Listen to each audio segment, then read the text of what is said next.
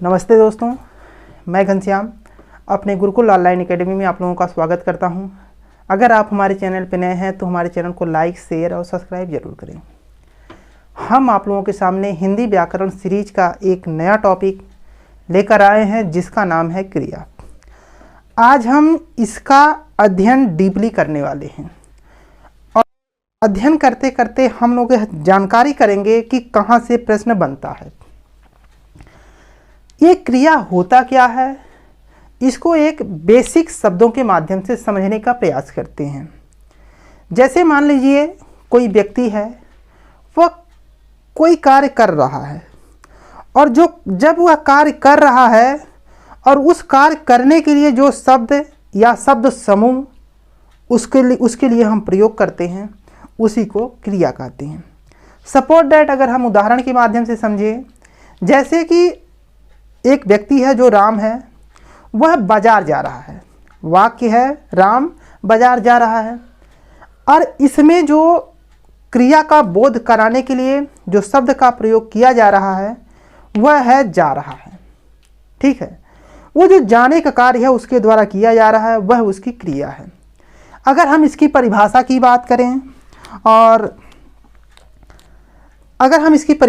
बात करें तो इसकी परिभाषा कुछ अच्छे व्याकरण जो आचार्य थे उन्होंने दिया है।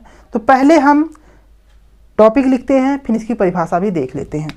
हमारा जो नया टॉपिक होगा वह होगा क्रिया का। क्या होगा? क्रिया। अगर हम परिभाषा की बात करें तो परिभाषा भी देख लेते हैं, फिर इसके बाद समझने का प्रयास करते हैं। जिस शब्द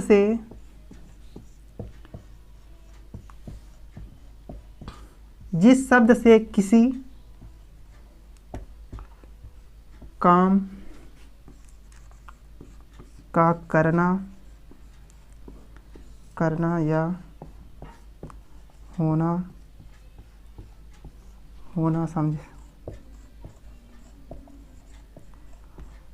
जाए, उसे क्या कहते हैं? उसे हम क्रिया कहते हैं।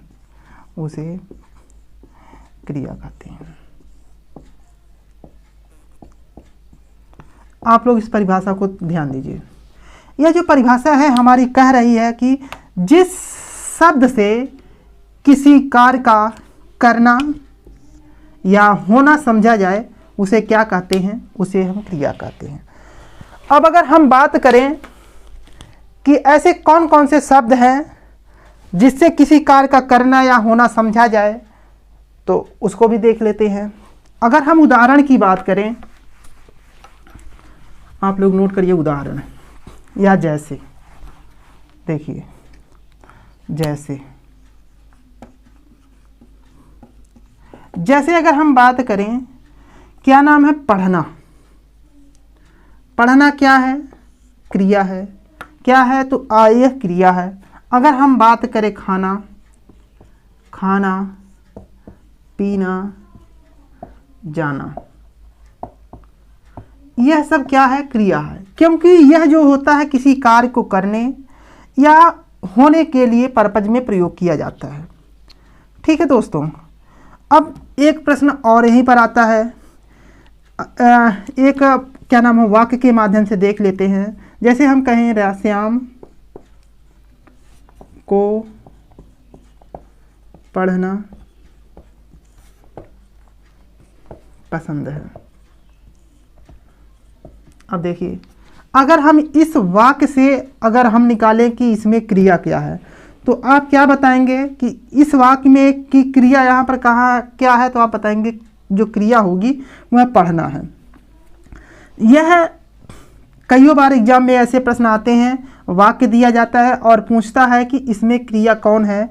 4 ऑप्शन दिए जाते हैं, एक ऑप्शन में क्रिया होती है, आप उसमें क्लिक करना होता है। यहाँ पर जो क्रिया होगी वह पढ़ना होगी।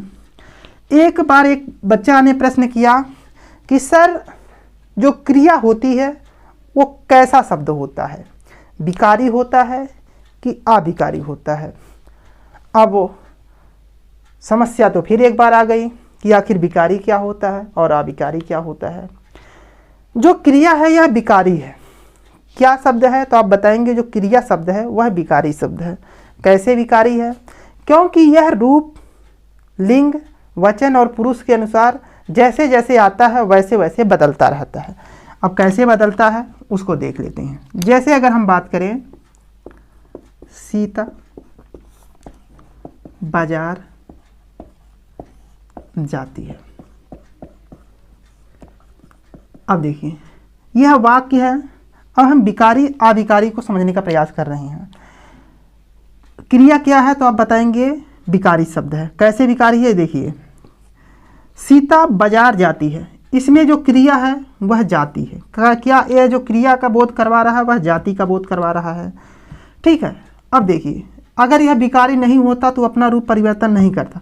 अगर हम बात करें, राम बाजार जाता है। अब देखिए, अब यह पुरुष के अनुसार या लिंग के अनुसार अगर कहा जाए, यह अपने आप में क्रिया परिवर्तन कर लेती है, इसीलिए क्रिया को विकारी है। अगर हम कहें बच्चे बाजार जाते हैं, बच्चे जाने के बाद जो बहुवचन का बोध करवा रहा है, तो वचन के माध्यम से भी क्रिया जो है, यहाँ पर बच्चे बाजार जाते हैं तो यहाँ जाता ना होकर जाते हो जाएंगे, क्योंकि बहुवचन का प्रयोग हो रहा है। तो इसीलिए जो क्रिया होती है वह पुरुष के अनुसार बदल जाती है, वचन के अनुसार बदल जाती है, और अगर हम बात करें क्या नाम है, लिंग के अनुसार भी बदलती रहती है। इसीलिए जो क्रिया शब्द है वह विकारी शब्द है। इसको भी साथ में नोट कर लेते हैं, क्योंकि प्रश्न का लेवल जो होता है कहीं ना कहीं ये शब्द दिखाई दे देता है, क्रिया विकारी है कि या अविकारी। इसको नोट करते हैं। चलिए नोट करिए, विशेष तथ्य। विशेष तथ्य, चलिए आप लोग नोट करें। विशेष तथ्य में अगर हम बात करें,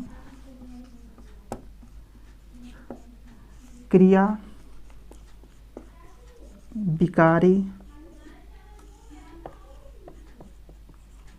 शब्द है, क्योंकि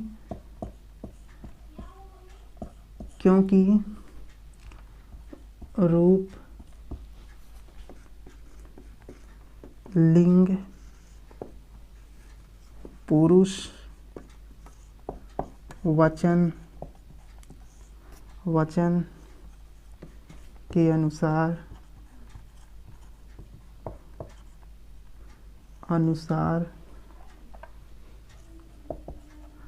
बदल जाती है।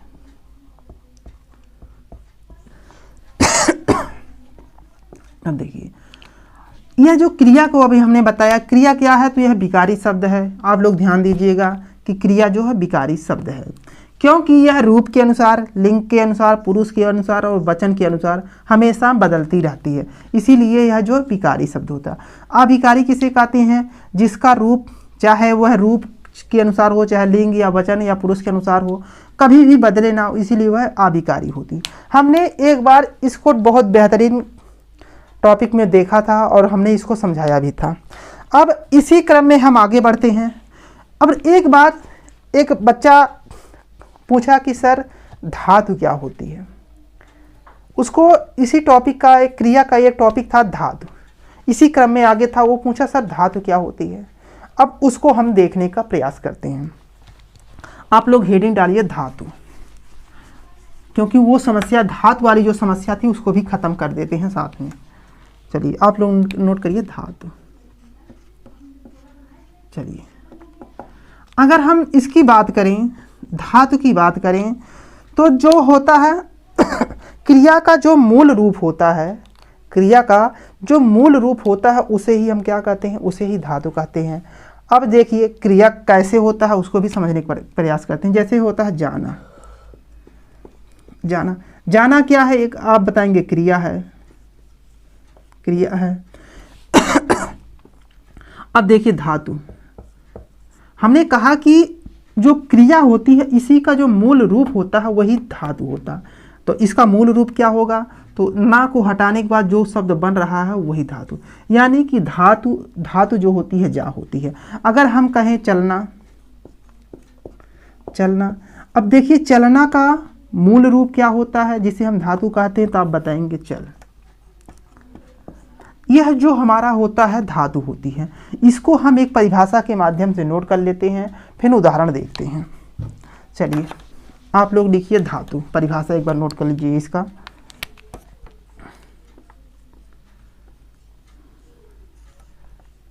क्रिया का मूल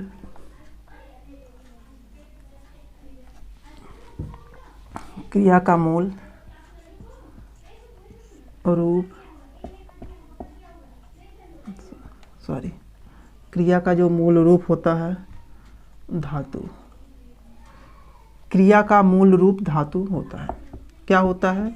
धातु होता है। अर्थात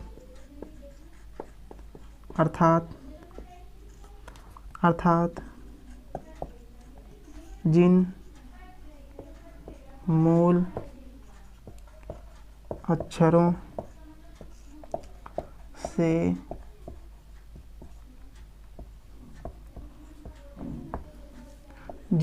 अक्षरों से क्रियाएं बनती हैं, उन्हें क्या कहते हैं? उन्हें धातु कहते हैं।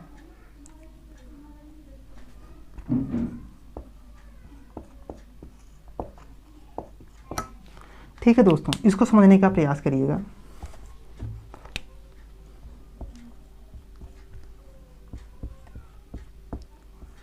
देखिए धातु क्या होती है उसको समझने का प्रयास करते हैं। क्रियाओं का जो मूल रूप होता है, क्या कौन सा रूप होता है? तो आप बताएंगे मूल रूप। मूल रूप को, क्रियाओं का मूल रूप धातु होता है या धातु कहलाता है। ठीक है, अर्थात जिन मूल अक्षरों से क्रियाएं बनती हैं उन्हें हम क्या कहते हैं? उन्हें हम धातु कहते हैं। चलिए अब देख लेते हैं कि कैसे धातु बनती हैं। आप नोट करिए हेडिंग। पहले देखिए ये क्रिया होती, इधर देखिए क्रिया लिखिए, इधर लिखिए धातु। क्या लिखेंगे? धातु। अब देखिए क्रियाओं का मूल रूप ही धातु होता है। अगर जैसे हम कहें पढ़ना, इसका मूल रूप क्या होगा? तो आप बताएंगे पढ़। अगर आगे बढ़ते हैं, अगर हम कहें चलना, चलना का जो मूल रूप होता है वह चल। आगे देखते हैं, अगर हम बात करें देखना,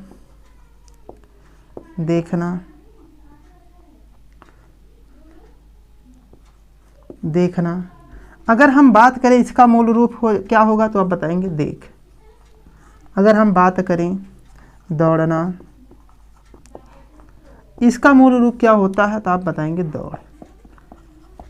यानी कि ये जो सब इसका मूल रूप हो रहा, क्रिया का जो मूल रूप दिखाई दे रहा, इसी को क्या कहते हैं? तो आप बताएंगे इसी को हम धातु कहते हैं। क्या कहते हैं? तो आप बताएंगे इसी को धातु कहते हैं। अब तो ये तो खत्म हो गया। एक बार एक बच्चा ने प्रश्न किया कि सर बताइए जो क्रियाएं होती हैं वह धातुओं से सिर्फ मिलकर बनती हैं और इसका निर्माण कहीं और हो सकता है?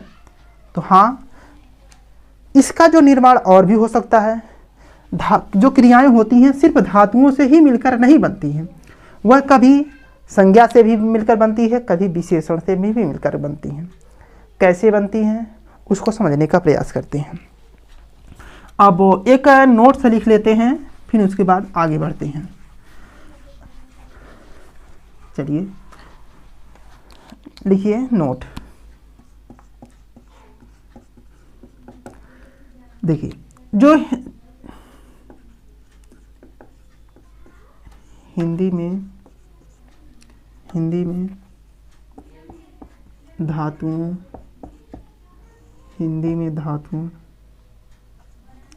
के अलावा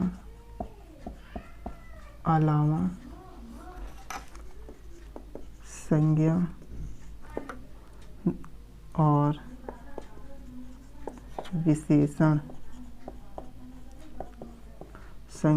विशेषण से भी बनती हैं।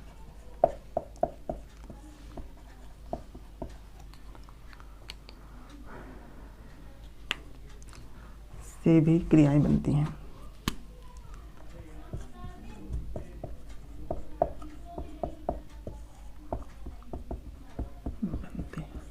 आप लोग इसको समझने का प्रयास करिएगा।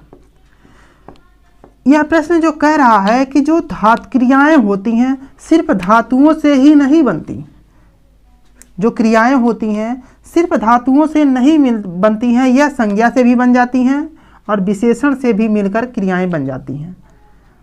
लो प्रश्न एक समस्या ये आ गया कि सर अभी तक तो हम लोग सिर्फ धातुओं से जानते थे क्रियाएं बनती हैं, अब संज्ञा और विशेषण से कैसे बनती है। अब हम उदाहरण के माध्यम से उसको समझते हैं।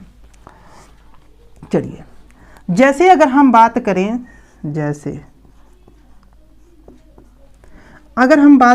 यह देखिए कमाना है, यह कमाना क्या है, ये क्रिया है। अगर हम बात करें कि जो कमाना जो काम, इसमें जो कमाना में जो काम आ रहा है, यह जो विशेषण है इसी से मिलकर कमाना बना है। जैसे कि काम प्लस आना, आना से मिलकर ही बना है, इसीलिए यह जो कमाना बन रहा है यह धातुओं से ना बनकर संज्ञा और विशेषण से बनता है। ठीक है, जैसे कहें चिकनाना, चिकनाना, यह जो चिकनाना है, यह जो क्रियाएं हैं यह भी विशेषण से मिलकर बनी है। कैसे विशेषण के मिलकर बनी है, तो आप बताएंगे चिकना,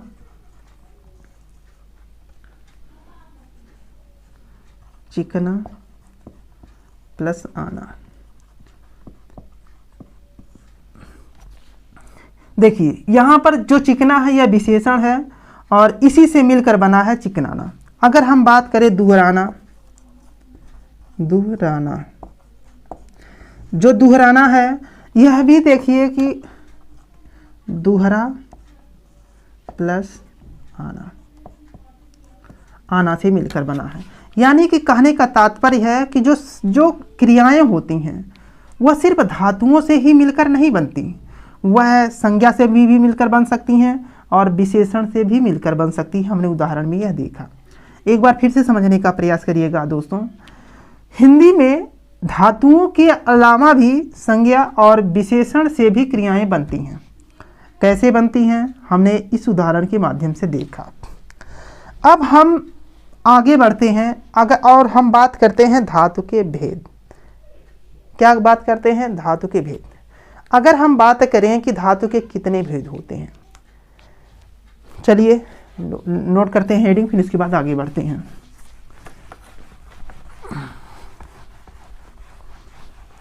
आप लोग हेडिंग डालिए धातु के भेद।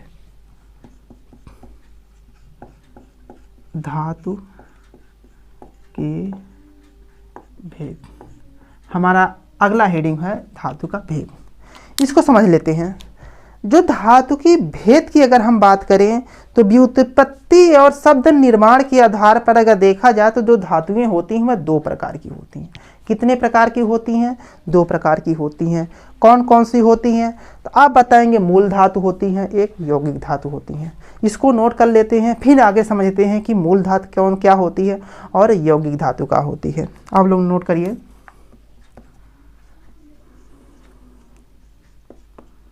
व्युत्पत्ति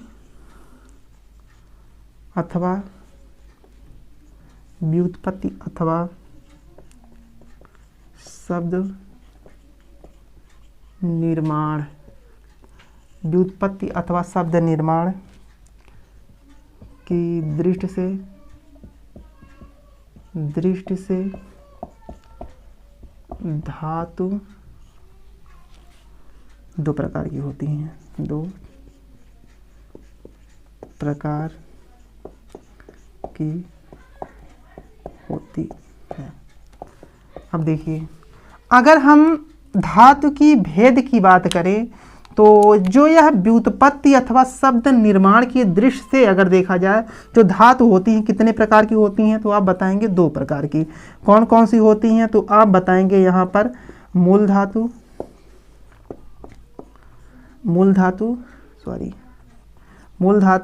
और दूसरा जो होता है यौगिक धातु। इसको समझने अब इसी क्रम में हम आगे बढ़ते हैं और यह समझने का प्रयास करते हैं कि मूल धातु किसे कहते हैं। क्या कहते हैं, मूल धातु किसे कहते हैं। चलिए इसको मिटा रहे हैं तो आप लोग आगे आप देखते हैं आगे।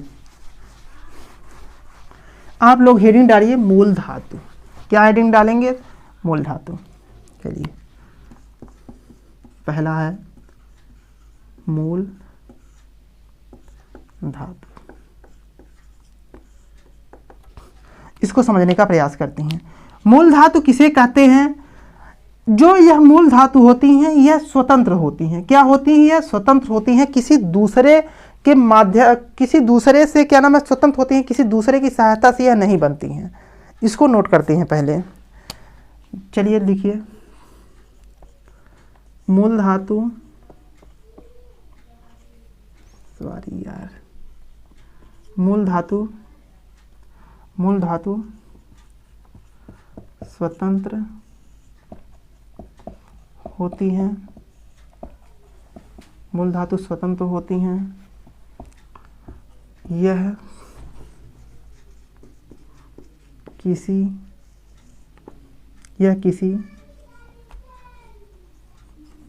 दूसरे शब्द, यह किसी दूसरे शब्द पर आश्रित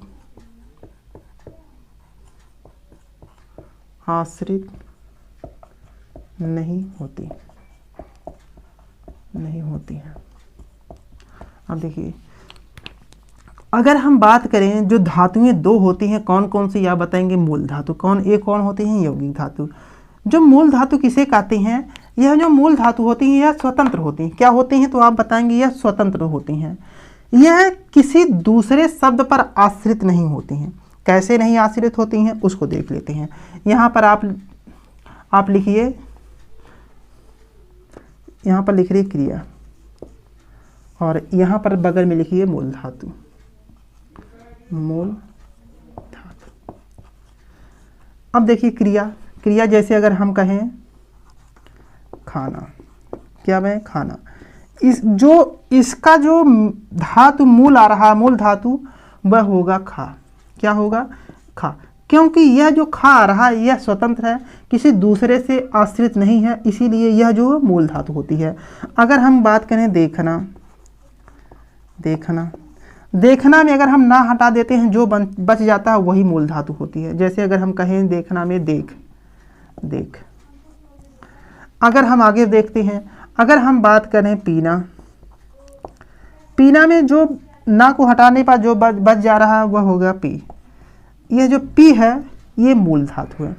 अगर हम बात करें, दो और देख लेते हैं, आप लोग नोट करिए। जैसे अगर हम बात करें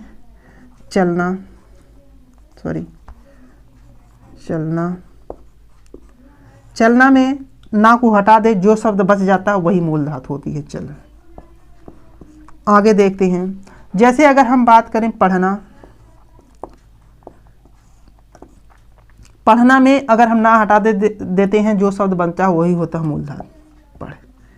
यानी कि ये शब्द जो हमने 5 देखे यह मूल धातु होती हैं। यह अपने आप में स्वतंत्र होती हैं, यह किसी दूसरे पर आश्रित नहीं होती हैं। अब एक प्रश्न और बनता है कि सर मूल धातु ये हो गई, अब यौगिक धातु किसे कहते हैं उसको भी देख लेते हैं। आप लोग दूसरा हेडिंग लिखिए, यौगिक धातु।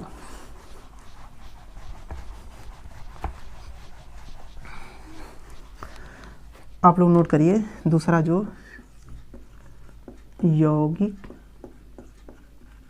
धातु। अब इसको समझते हैं। जो यौगिक धातु होती हैं यह स्वतंत्र नहीं होती हैं, यह किसी प्रत्यय के योग से मिलकर बनती हैं। क्या होता है? आप बताएंगे यौगिक जो धातु होती हैं यह स्वतंत्र नहीं होती हैं, यह किसी प्रत्यय के योग से मिलकर बनती हैं। परिभाषा नोट करते हैं, फिर उदाहरण के माध्यम से यह देखते हैं कि कैसे। आप लोग नोट करिए, यौगिक धातु, जो यौगिक धातु स्वतंत्र, यौगिक धातु स्वतंत्र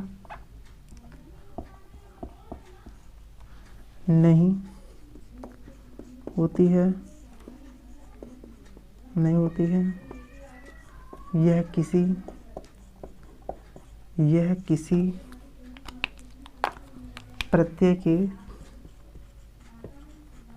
प्रत्यय के योग से या किसी प्रत्यय के योग से बनती है। आप लोग समझने का प्रयास करिएगा दोस्तों।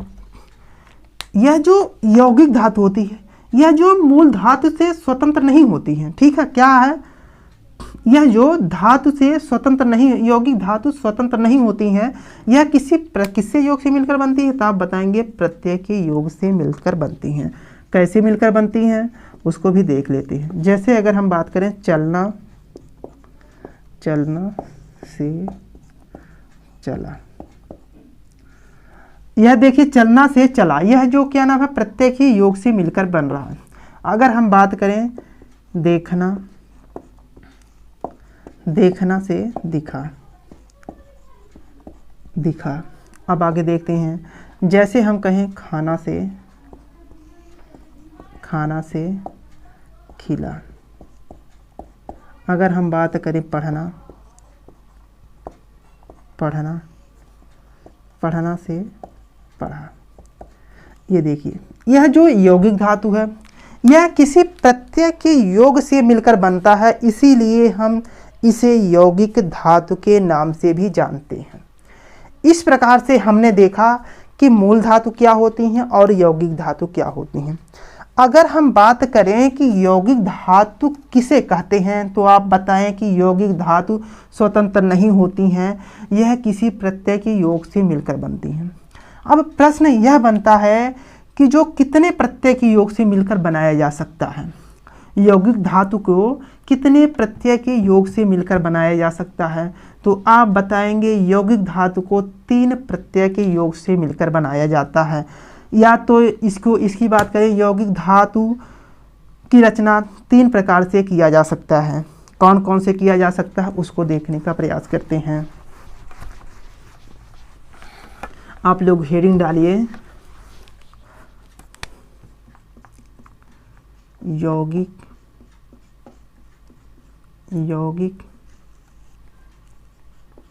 धातु की रचना। अगर हम बात करें कि यौगिक धातु की रचना जो होती है कितने प्रकार से किया जा सकता है, तो आप बताएंगे यौगिक धातु की जो रचना होती है यह 3 प्रकार से किया जा सकता है। कितने प्रकार से? तो आप बताएंगे 3 प्रकार से। आप लोग नोट करिए। चलिए हम इसी के क्रम में हम कल आगे क्लास कल लेकर आएंगे। आज हमारी कुछ टीम है जो आगे क्लास लेना चाह रही है, तो हम कल मिलते हैं। राधे राधे, नमस्ते।